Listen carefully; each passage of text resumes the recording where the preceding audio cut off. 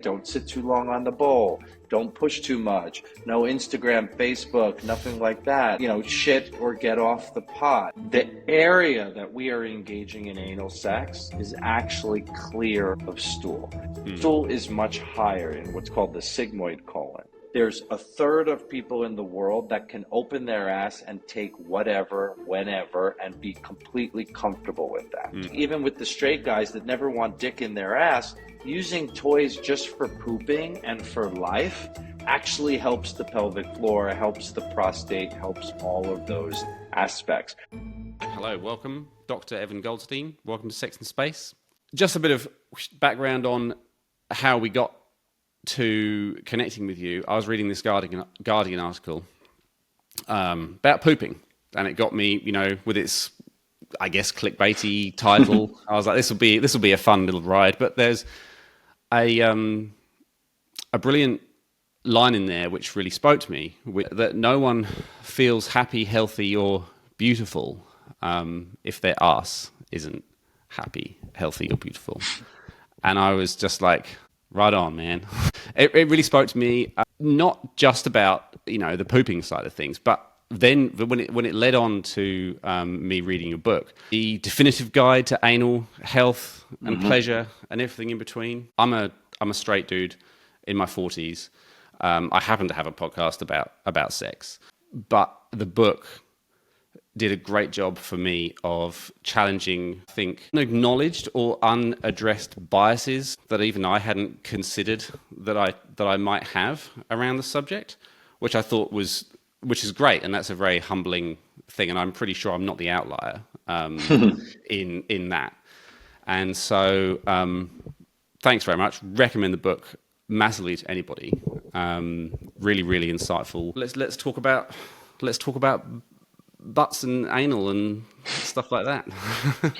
Yeah, I mean, that was the purpose of the book. It's titled But Seriously, to kind of cheek and tongue the situation. But, Yeah. If you're talking about stigmas and biases, especially on the straight world, it's, if I engage in anal play, I must be gay, or I must be on a spectrum. Yeah. And I always say to people, you have to take a step away from the societal issues, right? Wherever we are in the countries, whatever religion, whatever backgrounds, whatever upbringing, and start to just think about sex as pleasure. How do you seek pleasure from certain acts? And again, there's lots of stigma as it relates to anal. Is it dirty? Am I going to poop on people? Is it, am I gay and homosexual if I'm engaging in these acts? And there's so many barriers, even our own internalized, right? Which is limiting people's sexual game. And it shouldn't be. I get it. But I think that that's the moral of where we are, where we're trying to look at what I do. What I do on a surgical perspective is I help people with their sexual desires. I help them get to the anal anatomy and getting it to function correctly. And the book really goes over all the myths, the taboos, to try to allow people to start kind of thinking differently about their sexual world. And then also, like, how do you hold your practitioners accountable? How do you start making sure that people, even if it's not gay sex or anal sex, just talking about, like, how are your erections? Are you able to get off? Do you get off too quickly? How do you start to become comfortable with discussing sexual topics that then allows you to start honing in on, hey, yeah, this does sound fun. Or, yes, one of my partners does want to engage in anal play. How do I become a good top or someone that is giving to now know the anatomy and the right ways to engage anally? So it's a lot of cool topics, fun topics, trending topics, Yeah. Anti-topics, No, I think it's good. And I mean, I suppose even the anatomy stuff, that's such an important factor. I mean, I don't know what your personal sex education was like, but That's terrible. Yeah, everyone says the same thing. Everyone's just like, this is awful. So this book does a great job of giving you the information that you actually need, because no one else is going to give it to you. And if you just crash into it, you know, almost by accident. As the book outlines, you know, you can cause yourself some harm. There's, you know, you need to be knowledge is power, right? Yeah, Yeah. 100%. And especially, a lot of it is, it's kind of interesting when you start to see the two camps of people talking about the book. It's either how do you poop correctly, how do you wipe, and how do you keep the daily hygiene?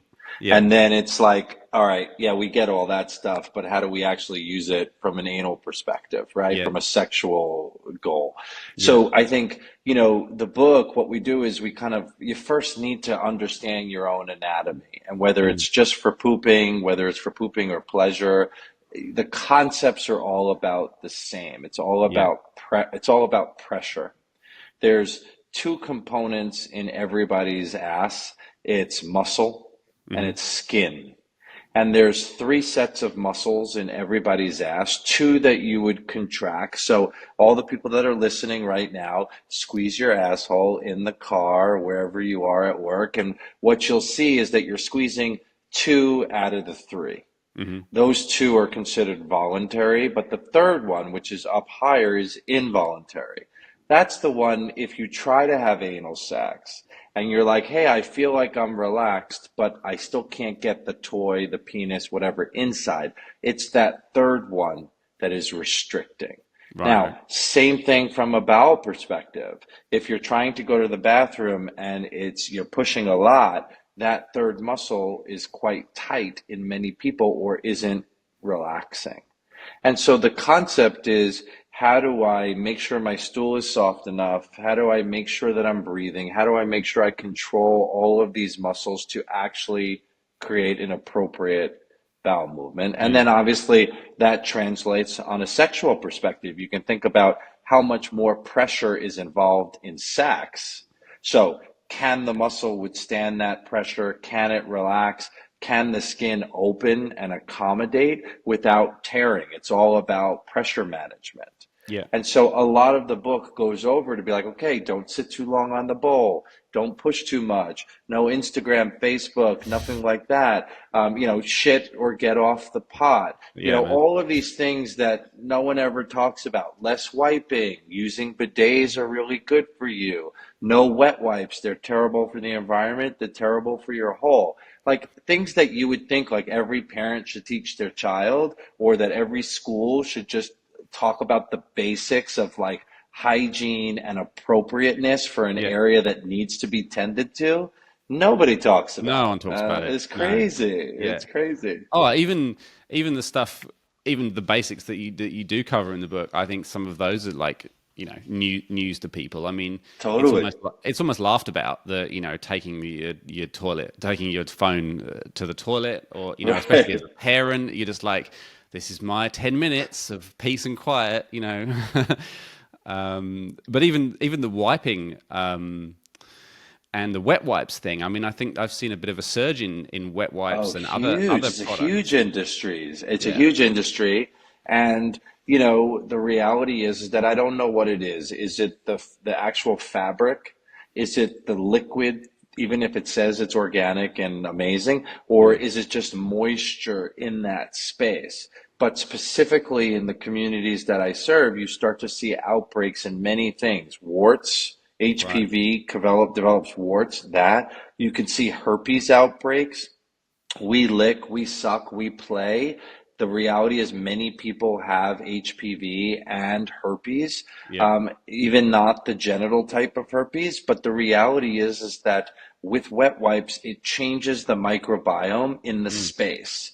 So the excess moisture, the irritation, all of a sudden you start seeing people with rashes and irritation and these small little tears.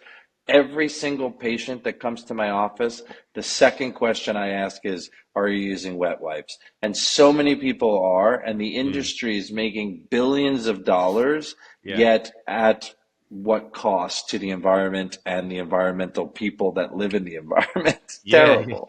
Yeah. No, it is. I've seen the other thing is sprays for paper, Totally. right? Yeah. Totally. Same Yes. idea. Yeah. Same concept. I mean, I think, look, there's good bacteria and there's bad bacteria. but the body's really smart. The skin is really durable. It's Mm, in equilibrium. When you start mucking with that, when you start altering that, mm. now you start to see other components. And it's not only anally, a lot of women vaginally, obviously with us with testicles and penis when during the winter or the summer months when it's like super sweaty and irritated, you can start to see how that equilibrium changes. Yeah, And yeah. so, and also a lot of people don't shower at night. I don't know, is it common over there that people shower at night before you go to bed? I don't know, to be honest. Yeah, never really thought about it. We chuck the kids in the bath in the evening, and that's, you know, that's the Right, norm. and But that's the way that most people should do it because we sweat, we poop, mm, we wipe, we are in the gym, we're in a lot of grime all day. And do you know how many people? So many people don't shower at night. mm, And so what happens is that you're dirty, you get into your bed where there's no good circulation of air, and now it festers into a lot of issues. So a lot of stuff with the book is just like just educating. And you don't have mm. to take all the different components, but just making you think of what I see in the office. And when you see 90 people a week for 15 years, you start to see the same silly, silly mistakes that none of us would know are silly because nobody talks about it. Yeah, yeah, yeah. Absolutely. So, 15 years ago, you weren't doing this. How did you get into butt health? Yeah, I guess I really like ass. It must Yeah, be. yeah. I don't know. I think it was a lot of different forces. You know, I was actually training to be a heart surgeon, believe it or not, at the Okay. time. Yeah. But I was in a very kind of homophobic, a lot of it was internalized homophobia. But, you know, being a surgeon, being a guy, it's total bro. Yeah. And, you know, and then I started to realize, wait a second. One, I just didn't feel like I wanted to be in this space. I didn't feel like I wanted to continue training for so many years. Mm, And I started to be like, well, look, who am I? What am I? I came out, I met my current partner. We're together for 18 years. We have two kids together, age 12. Um, and I started to really look at myself and being like, wait a second. I should be proud of who I am. I should be out. And what can I do within the community? To support it. And mm, obviously, it first started in the gay community, but then has expanded to anyone anally, right, mm. that's engaging. But I had my own issues in medical school and, you know, with my ass itself, you know, where you start to kind of be like, well, wait a second.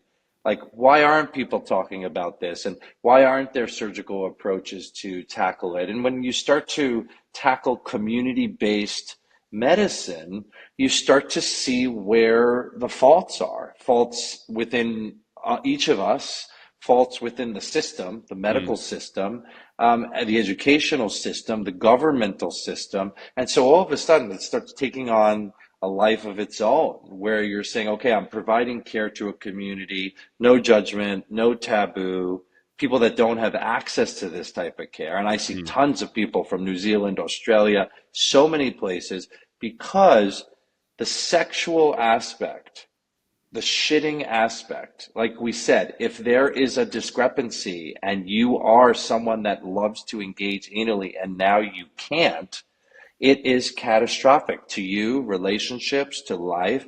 Mm. So the reality is that there should be access to this. And so it was so instrumental in me starting this, then understanding how, because it's not a surgical field that people are taught.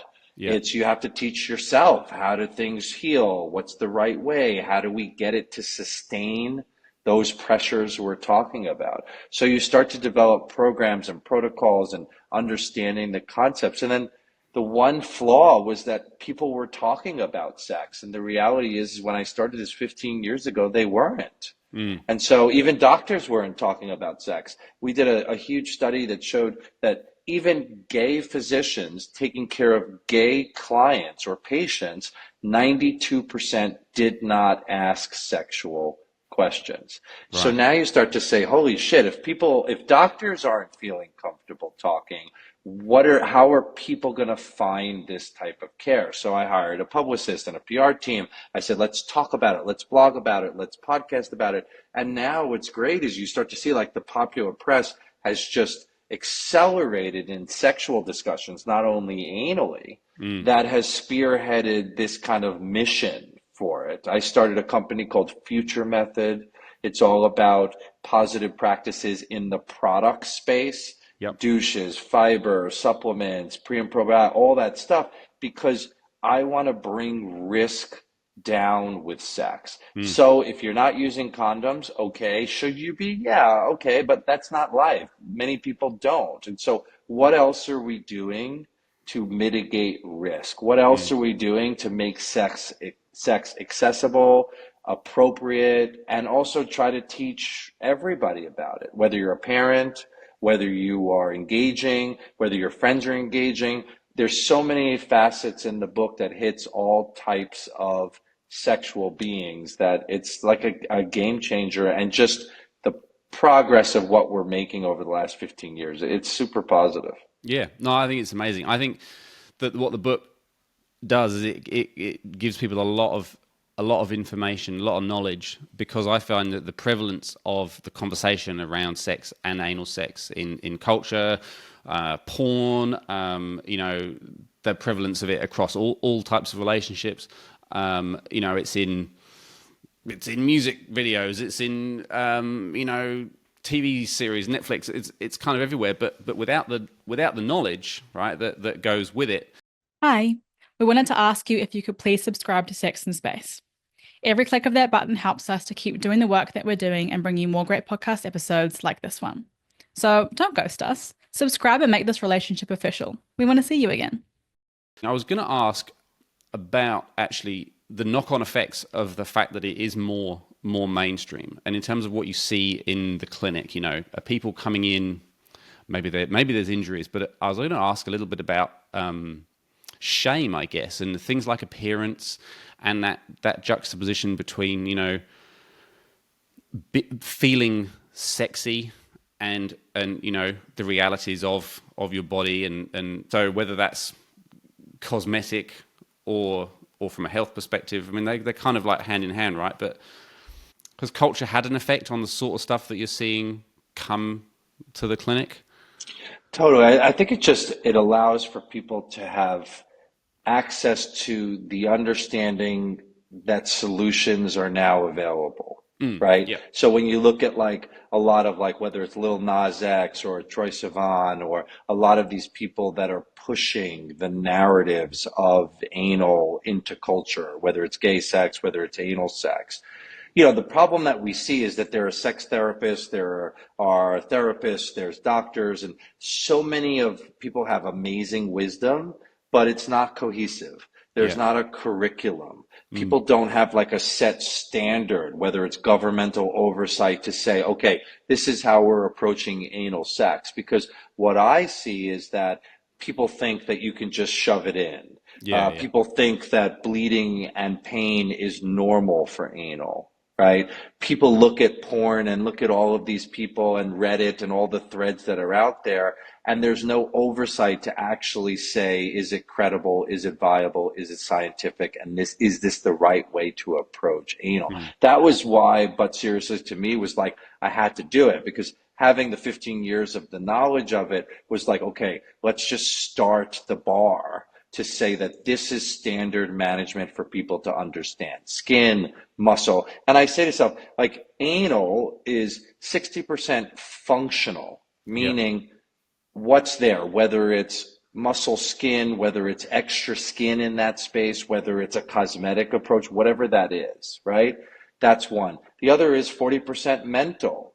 How do you, not only mental, more of like mental capacity, but the connection from the brain to the ass. There are many people that think they're relaxing, but they're actually contracting. It's called Mm. paradoxical motion.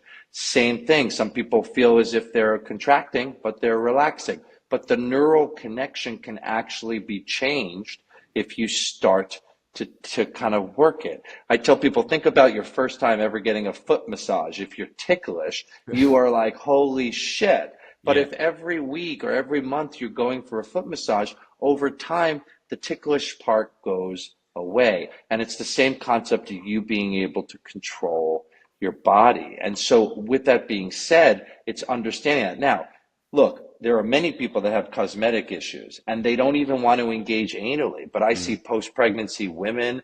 I see many people, guys that have skin tags that just don't feel sexy. If someone's going down on me, if I'm going down on someone, and if I'm engaging vaginally and yet someone has an extra piece of skin anally, it can fuck with people. Yeah, And yeah. it's not like I'm trying to incite, oh, your ass needs to look like this, and this. It's how do you feel? Sometimes wearing your G-string or an underwear irritates your ass. Well, why is that? Is there extra skin? Is there a hemorrhoid? What are the certain things that we can do? That area is where the sun doesn't shine.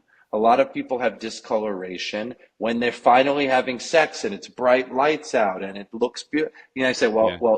it screws with people. So wait a second. Do we just say forget it?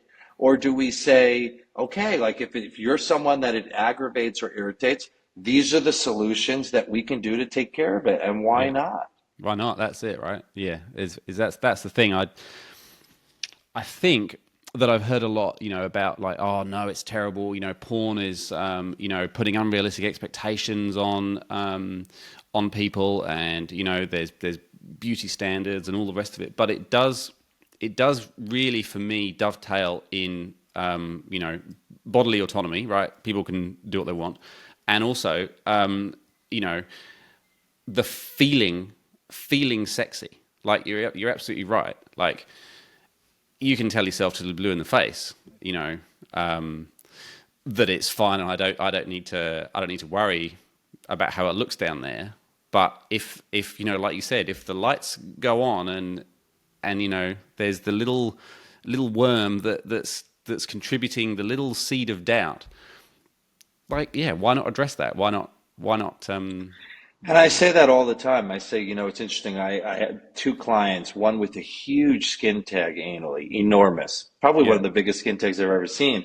And I said, okay, let's talk about removal. And he's like, no, no, no, no. My partner would kill me if I remove that because he loves playing with it. And we all get off so much from that Yeah. versus someone else that comes to me with something that I don't even see, but yet they don't engage anally because they know it's there. Yeah. Those are the things that you have to look internally and say, hey, if I'm not engaging anally, but I would love to because of X, Y, and Z, there are tons of solutions that are out there to Mm. support that. And it Yep. shouldn't be dismissive from a physician that I see over and over, which is to say, oh, why do you care how it looks? Or, oh, so then just don't have sex. I mean, how many people I've seen a second, third, fourth opinions from major institutions around the world with those kind of homophobic or just anal phobic, let's say, Mm. because it doesn't have to be in the gay space, just that aspect of just limited sexual knowledge and how important that is to people. It's actually, it should be malpractice. Yeah. No, I agree.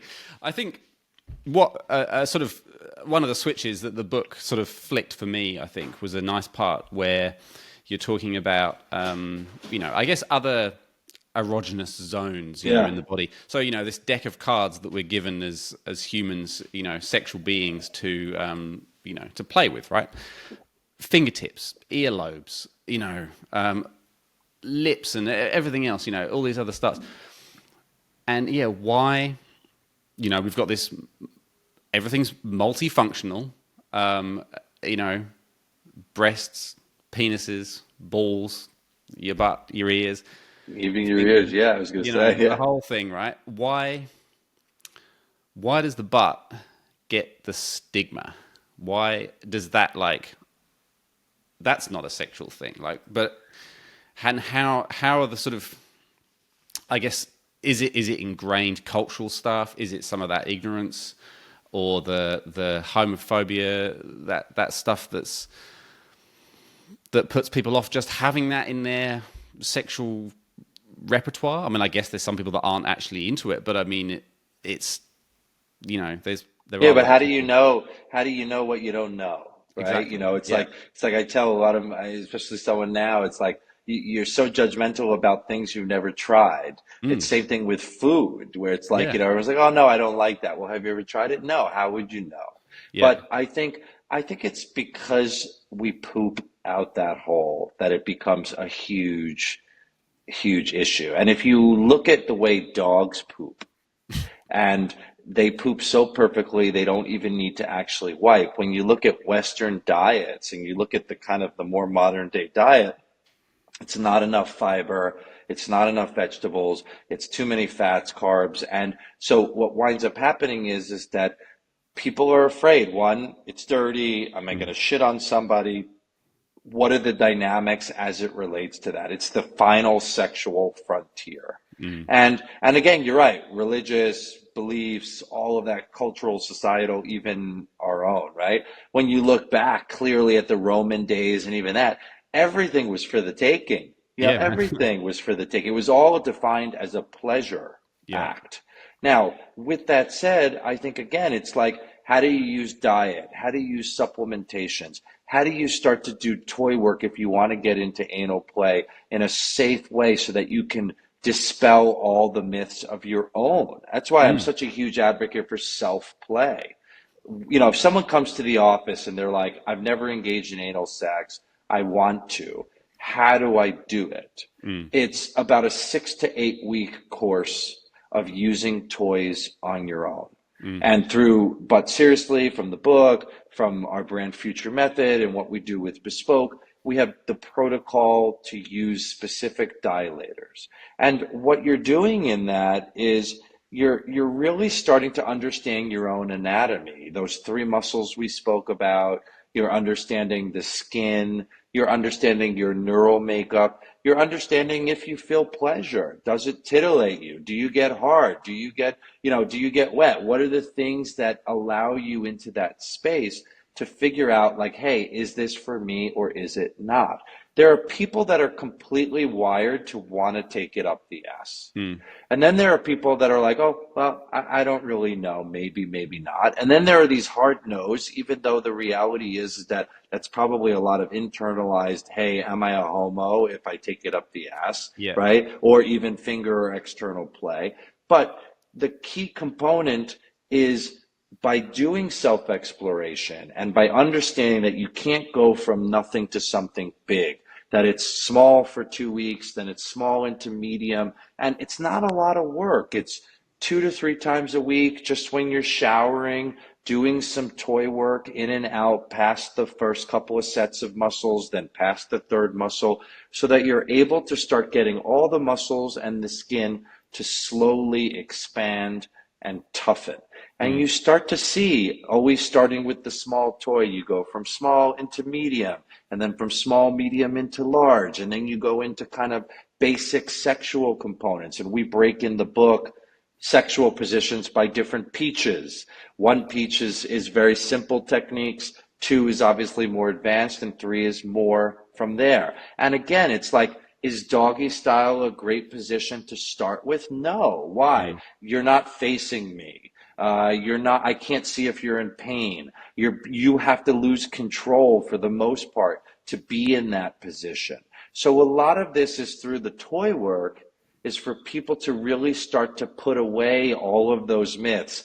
There's not shit that sits up there. Yeah. It's not dirty if I'm pooping correctly and doing fiber and pre and probiotics. It does lubricate well with the toy work and the lube that I'm using. I'm able to expand and feel pleasure and comfort. And again, you start to kind of narrow that down. And I think in the book, we go really over really well a lot of those taboos and myths and the questions you need to ask yourself if you, and again, this book is not only for bottoms, it's for if I'm giving, if I'm a giver and you're a top, how do you make sure that you're engaging with all orifices correctly? Again, having the sexual knowledge and the education of how the ass opens, how you're able to open your partner's hole correctly and minimize, it should be standard for everybody, Mm. even practitioners, to start thinking about the way they deliver care differently. Yeah, no, I think it's interesting the communication. I mean, this 101 stuff that was interesting to me, But yeah, it's not all on the bottom, right? To Totally. present this beautiful art to know everything, to be ready, to be relaxed, all this kind of stuff. It's like anything. It's like any sexual back and forth. Like, yeah, there's more than more than one person involved. And I think also when you think of, the beginnings of sex, first of all, in any sex is never great, right? Especially with new partners, you're trying to navigate and figure and what works. Obviously, we're Yeah, all terrible with sexual communication during, before, and after. There yeah, should be like a play-by-play after so that you're able to say, did you feel good with that? Was it not? Can I change the way my position is? Right? But none of us do that, right? yeah. But again, when you look at that, in the beginning, it may feel medical, our approach, because it is, right? Mm, And a lot of the pleasure side needs to say, okay, I first need to get it primed before mm, I could actually understand the pleasure side. And then you slowly start to lose those inhibitions, which then starts to make sex really fun and really pleasurable. And yeah. and for some people, there are three types of bottoms, three types that we've learned in the office. And we do a specific test which measures the pressures anally of the muscles. Men have clearly significant muscle in that space. Women, the muscle is much less because of childbirth and child Mm, rearing, where they need more elasticity. So, what type of muscle architecture and what type of function does somebody have? So, there's a third of people in the world that can open their ass and take whatever, whenever, and be completely comfortable with that. mm, That's a third. Two-thirds can't. And of those two-thirds, half of the two-thirds can learn with sexual education, toys, understanding anatomy, and can do things on their own. mm. The other half needs some augmentation, whether it's anal Botox, whether it's physical therapy, whether it's surgery if someone has a fissure, a tear, or extra skin or a hemorrhoid.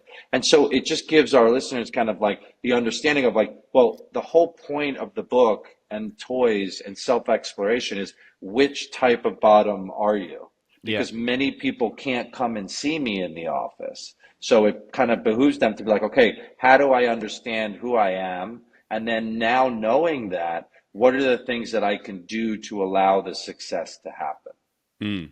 No, I think it's what I sort of the takeaway of that process of, I guess, the self exploration. Like you said, there's not only different types of people, different types of butts to understand and work out what you've got, but there is also the history. There's a relationship between every person and their butthole, right? There's a whole bunch of stuff that might need to be undone. Maybe you need to fall in love with your butt again. Can we talk about the bogus Yeah, assumptions?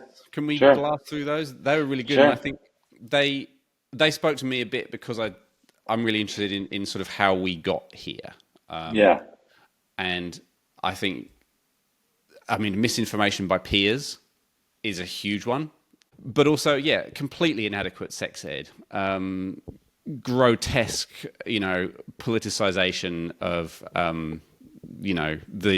these subjects and adjacent subjects, awful laws, like we sort of talked about, grounded in complete bigotry. But yeah, let's hit some of those.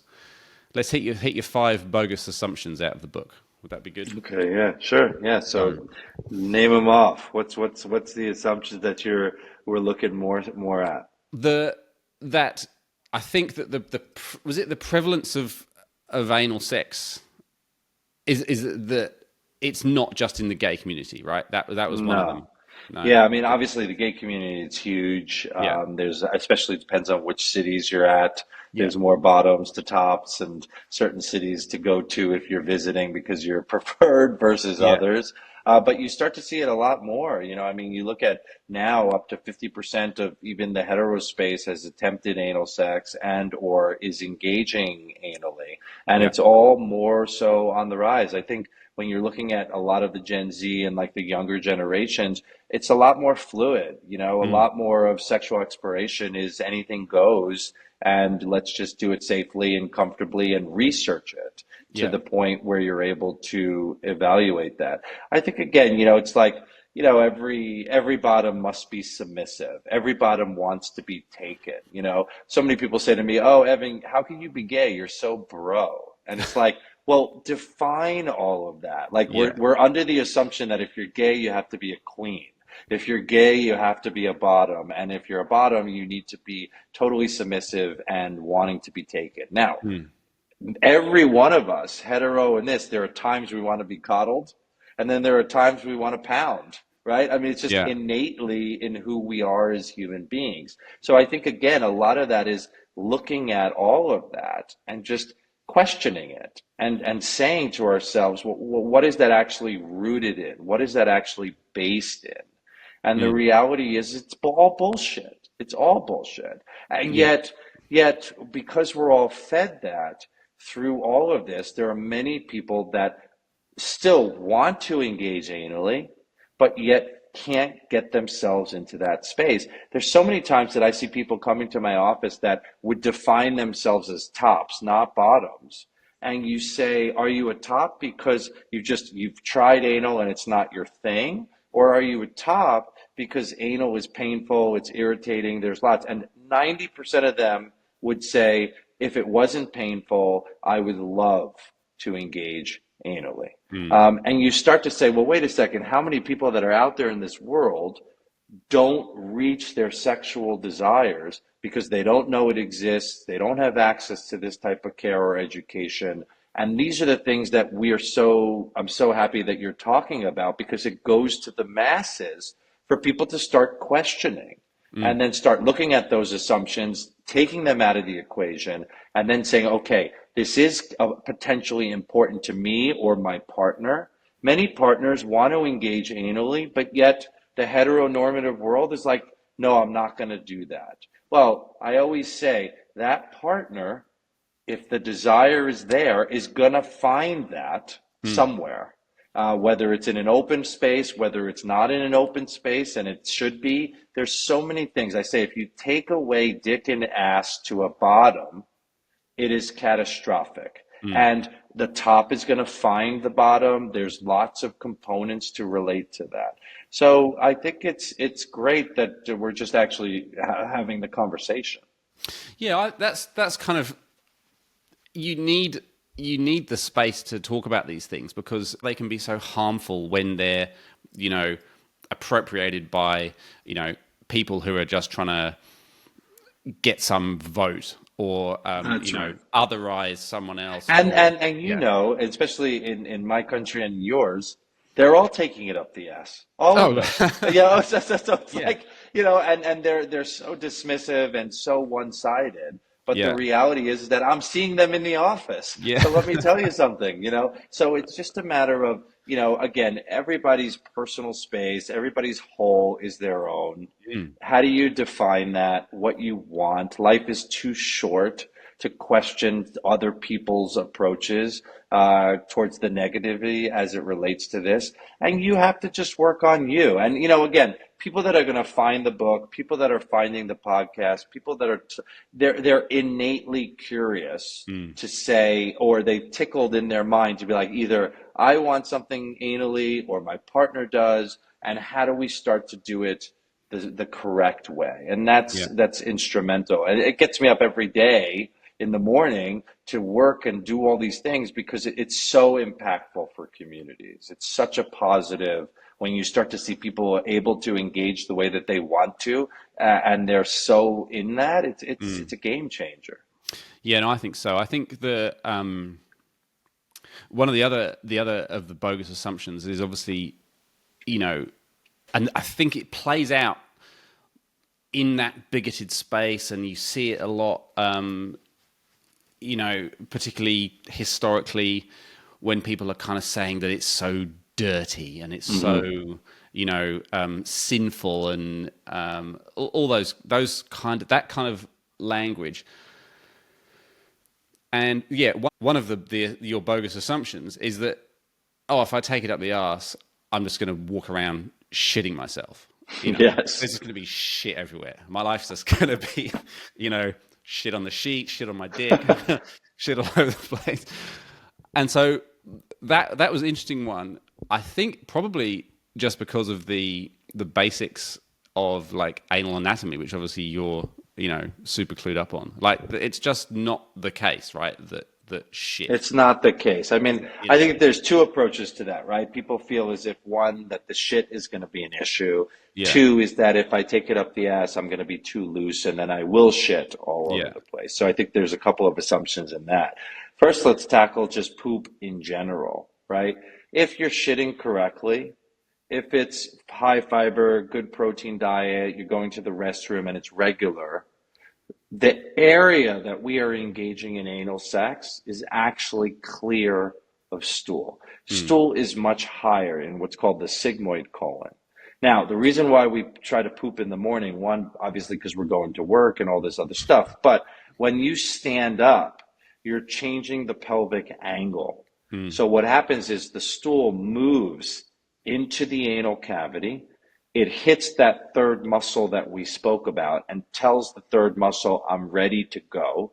You sense that you need to go to the bathroom. You relax the other two muscles that you're able to, and then you go to the bathroom when it's applicable, right? If you're following that and you're doing that, the reality is once that stool is gone, the area that's called a conduit, the anal conduit, is empty.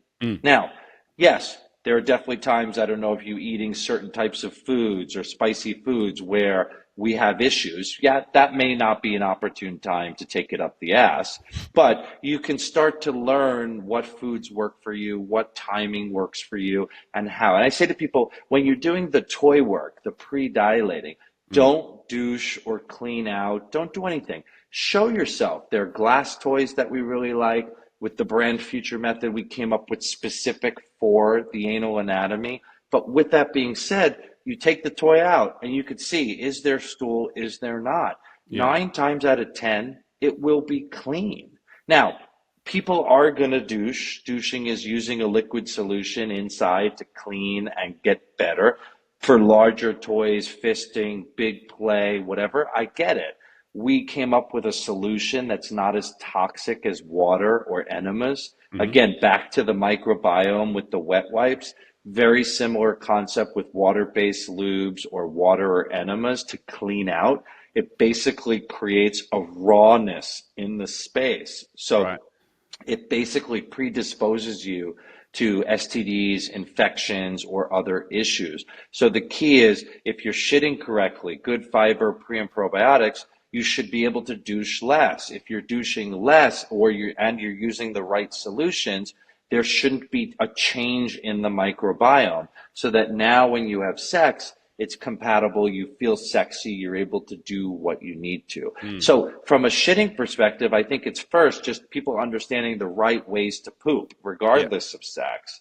Then it's trying to say, okay, if I'm in a good groove and I'm shitting correctly, now sex becomes less of what people would think of as a dirty aspect, right? And then getting into like, if I'm getting fucked all the time, am I going to get loose? So first off, I see people take the hugest things, okay, and they are not shitting on the street, especially the male pelvis. We have so much muscle there. And most people, because we're sedentary, we're on Zooms all day, we're sitting, we're working out, you've overcompensated with way too much muscle in that space. So that was like, even with the straight guys that never want dick in their ass, using toys just for pooping and for life actually helps the pelvic floor, helps the prostate, helps all of those aspects. So now, women we spoke of has less muscle. So there's definitely men that come to me where their muscle's too tight and we dilate and we do anal botox to relax that third muscle.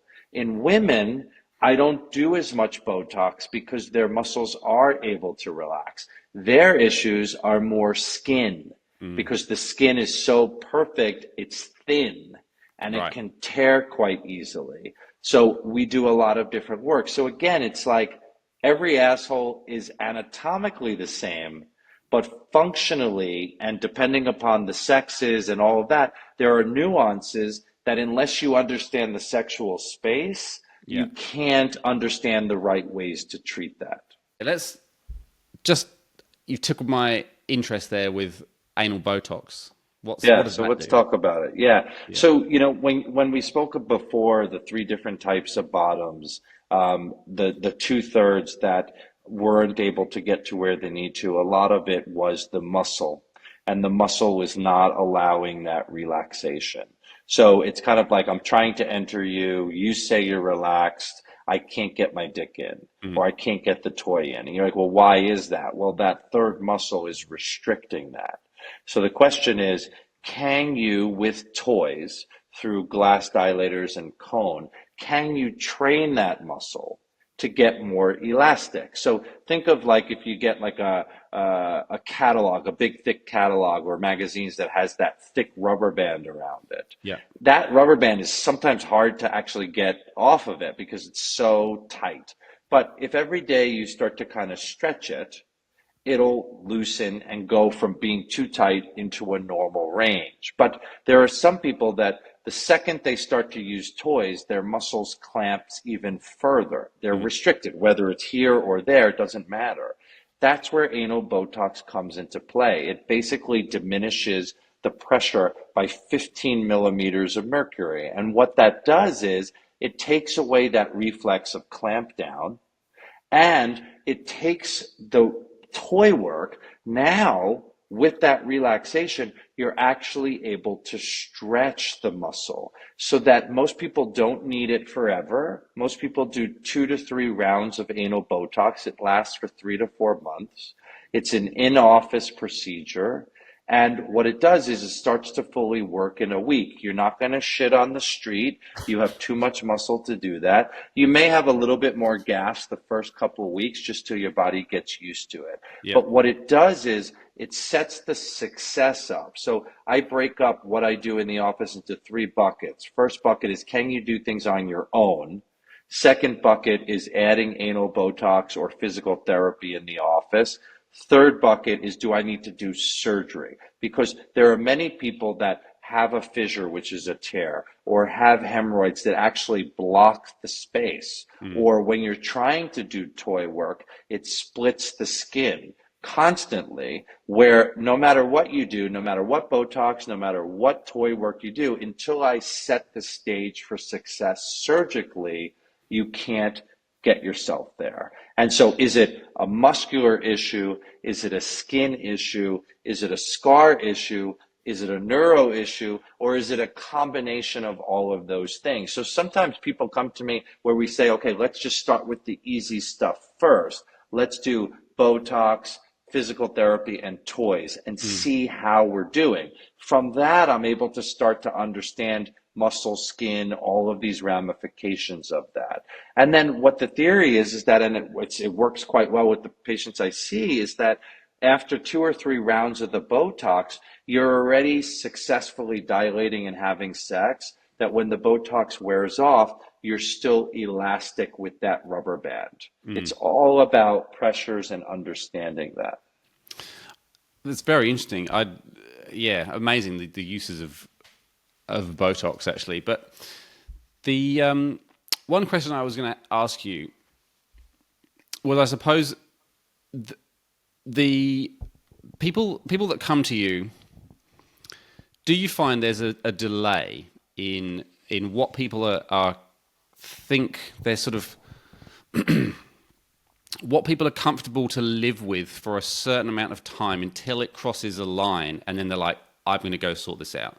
So like if you bust your collarbone playing rugby or blow up your knee playing tennis, like you're going to go and get that sorted out like pretty pronto. But is there, and why do you think there is, a sort of delay in coming to see you to address any of the stuff that you've sort of talked about?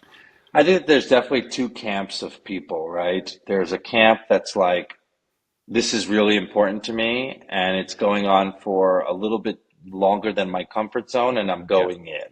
And then there's the majority of people that are like, oh my God, I can't believe I have to go in because I'm bleeding out my ass for like 10 years. It's not stopping. And they finally have come up to say, we need help. And it's even in my own, like I remember when I first had a fissure, I was months and months and months of being like, all right, it'll go away, or let's leave it alone. And then you start to develop these chronic issues where you just learn to live with it.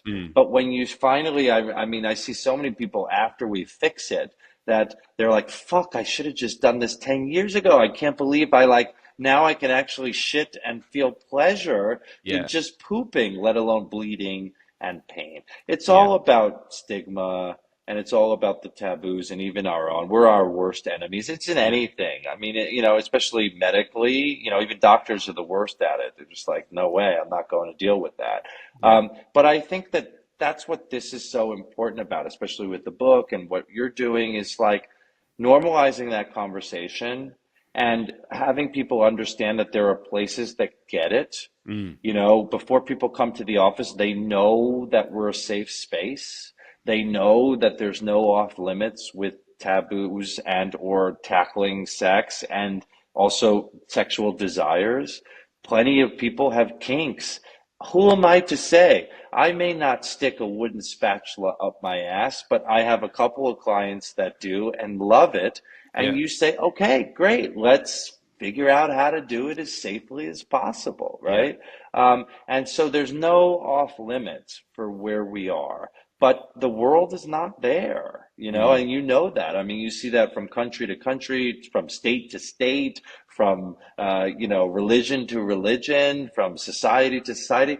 It is just, and in a lot of places, it's going the wrong way, Big right? time. Yeah. Like, why shouldn't everybody get the best possible life that they want, and their definition of the best possible life be the one that is the most important, right? Yeah. It's not my preconceived notions. Who am I, right? Yeah. But that's like, unfortunately, a different society than what we're living now. But I hope that this book and what we're talking about just makes people think differently. You don't need to take it up the ass, but you need to respect people that are and understand the ramifications when there's a discrepancy because it matters. And I say to Mm. people, some people say, "Oh, I just don't get it." I said, "Okay." And then say to a female, I said, "Let's just say I were to have to stitch up your vagina and you can never have anal sex. You can never have vaginal sex again."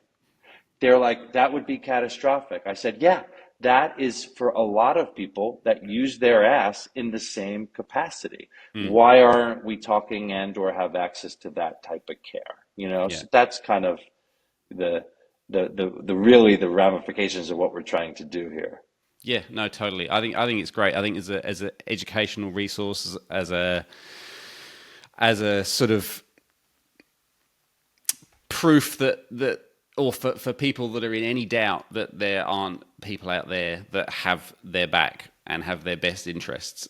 You know what I mean? I And I think see 95 people a week. yeah, I do 10 to 15 surgeries a week. yeah, There is a lot of anal issues associated with just normal life of mm, shitting into sex and all of this. yeah, And lots of it can be fixed by understanding and reading and looking at the book or some components to educate people. And then again, as parents teaching our kids open dialogue, communication, how do you start early so mm, that now, instead of people looking to porn, thinking that choking is the right way to engage the first way, or just yeah, shoving it in yeah, anally and yeah, thinking that that's going to happen, yeah. again, how do we mentor and do all the right things? Yeah, totally. Well, the title of the porn video says anal Yeah, virginity busted, totally. right? It's like, oh, crikey, come on. Yeah. No, I hear you, and I think that's right. I think education, yeah, like we might have not had the best, most comprehensive education and stuff like that, but we can definitely do better for each other and for our kids and everything And else. also the physicians, I really think that this is a huge book of like just thinking differently. I'm not asking the physicians or the surgeons to treat this and or understand it in a capacity, but they need to know that this is an issue. Mm, They need to know that who does take care of it.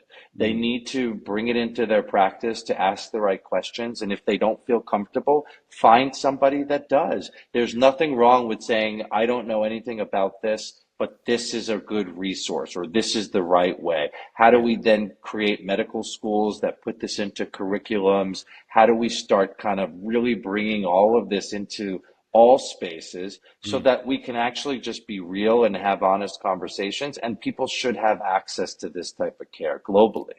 Oh, massively, yeah. And I think there's so many precedents in history where you're absolutely right. Things like in medical care, for instance, stuff has been left out because it's a bit taboo, or because it's, it doesn't really,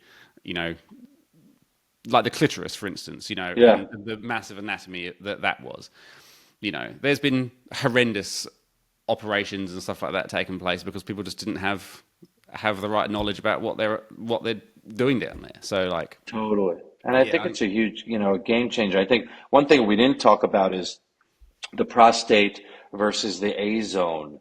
Especially in women, finding the anal zone is so important with anal sex because many women can't get off completely or multiple times can't get to where they want to with vaginal penetration. But yeah, anal, it's a different angle. It can hit what's called the posterior clitoris, or the space where the prostate would be in a male is yeah, still the same nerve endings. And you could hit the cervix, you could hit the vagina, you could hit in a different way that stimulates and creates that much more powerful orgasms.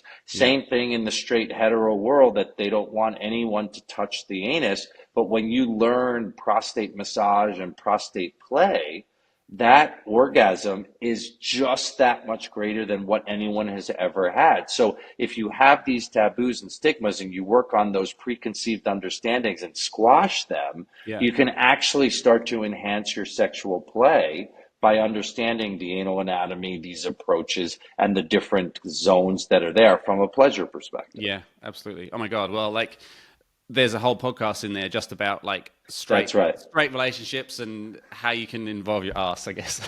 All these That's things you next can time. do. Next time. That's next time. Amazing. Hey, dude, thanks heaps for coming on and chatting to us. Enjoy your evening, but like, great work. Absolutely. Like, Oh, I it's appreciate it. really, really good. I'm super happy that I'm still got the end of the book to go, but I think that what it's done personally and what it's doing and what it can do for everybody else is really important, actually. So Well, I appreciate it. And thank you so much for having me on. thank you very much indeed.